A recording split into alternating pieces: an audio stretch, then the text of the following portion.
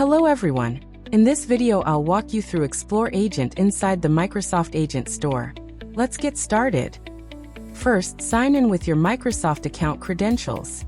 Once you are logged in successfully, here you can see you will be redirected to the Microsoft 365 Copilot Dashboard.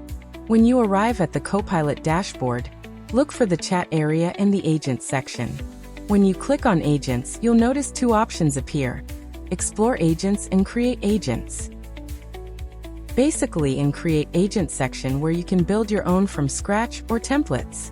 Now, if I go into Explore Agents, you'll see the Agent Store where ready-made agents are organized by categories. From here, the store lists agents from Microsoft, partners, and customers.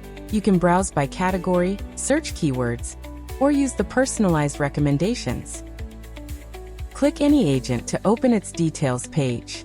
Here you'll see, I just opened Prompt Coach Agent and you can see agent description, a list of capabilities, who published it, required data connectors or permissions. If you click on the Add button, the agent will be added to your Copilot environment, and you can immediately start interacting with it right inside the chat window. Here you can see, if I go to another agent, for example the Researcher agent, the Add button is disabled.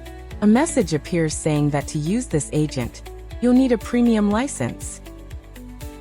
You can easily add free agents and use right away, while some premium agents will require an additional license before you can access them. And that's it.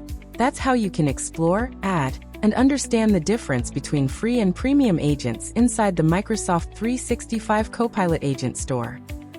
Thanks for watching, and don't forget to like and subscribe for more quick tips.